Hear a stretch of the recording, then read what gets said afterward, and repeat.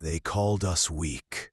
They called us fragile, the soft-skinned apes from the blue marble. But when the stars opened and the galaxy came calling, we didn't just survive, we thrived.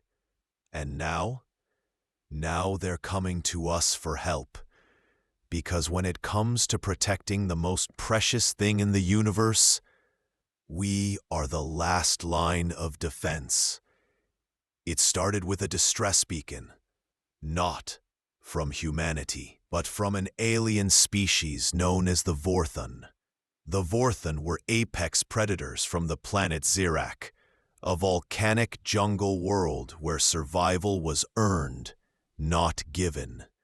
Towering 6 feet at the shoulder, with obsidian black scales and 4 eyes that saw in infrared. The Vorthon were feared across half the galactic frontier. But something had gone terribly wrong. Their cubs, the next generation, were vanishing. Not stolen, not killed, just gone. Entire nurseries wiped out overnight. No trace, no clues. And worse yet, their homeworld was beginning to destabilize under the weight of ecological collapse. So the Vorthon did something no one expected.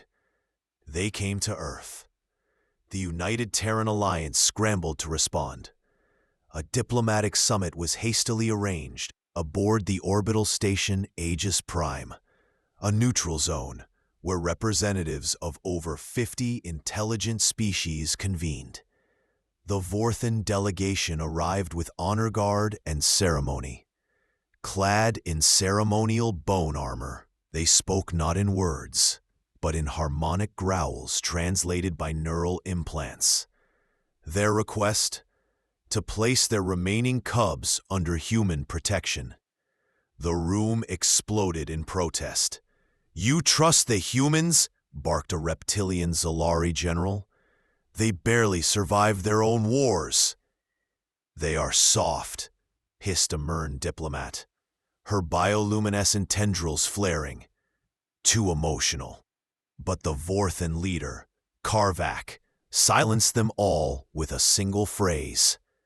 "They protect what matters more than themselves. We have seen this. Across worlds. In fire. In blood. In loss." Silence fell. The humans had done the impossible before. On Epsilon 9 during the Krell invasion, they held a refugee convoy for 72 hours with nothing but scavenged weapons and sheer willpower. On Thalos 4, a team of human medics stayed behind to save alien children when every other species fled. They weren't the strongest, but they were unbreakable when it came to protecting the vulnerable. The decision was made. Earth would host Project Cradle, a top-secret initiative to safeguard the Vorthon young until their homeworld could be stabilized. Underground bunkers were built beneath the Antarctic ice, shielded from prying eyes and potential threats. Advanced AI systems monitored everything. Geneticists worked to understand the biology of the cubs. Behavioral specialists studied their development. But there was one problem. The cubs were wild, untamed, dangerous. One incident nearly ended the project in its first week. A cub named Vrixen broke free and mauled 2 security officers. Panic spread. Some argued the risk was too great. Then came Dr. Alara Miles, a child psychologist who had once worked with feral children on Mars. She believed the cubs weren't dangerous. They were traumatized. She proposed something radical. Human bonding. Volunteers were recruited, not soldiers, Not scientists, parents, orphaned kids, foster families, people who had raised others' children with love and sacrifice.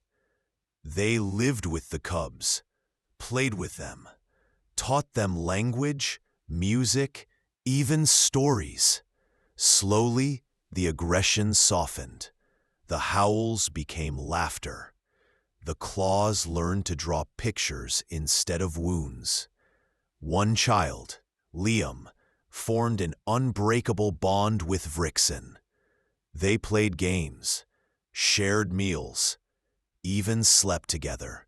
When Vrixen's nightmares came, Liam held him like a brother. And then came the moment that changed everything.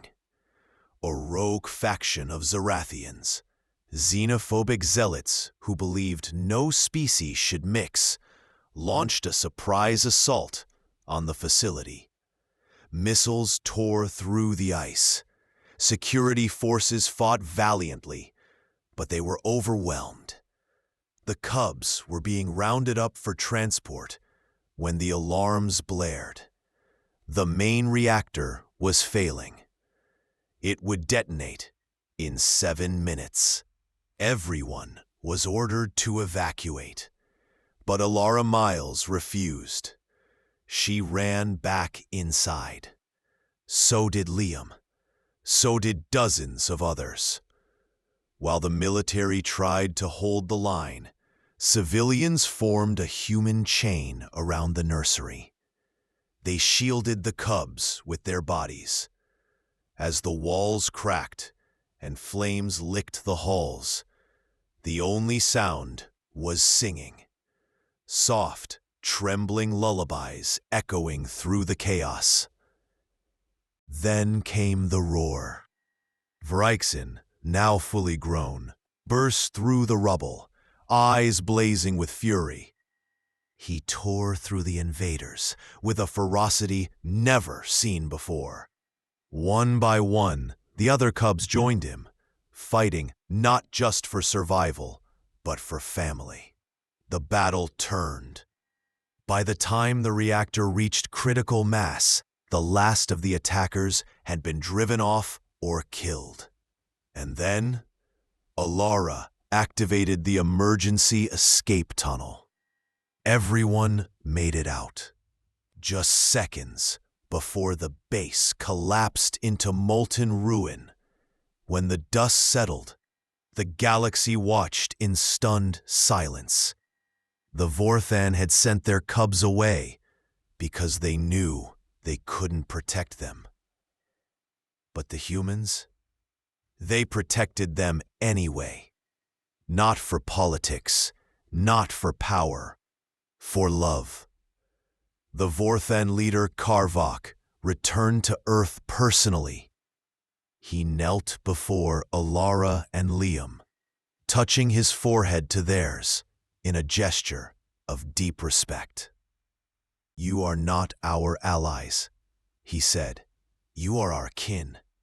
You have proven that the soft skin does not mean a soft heart, that the human soul burns hotter than any flame."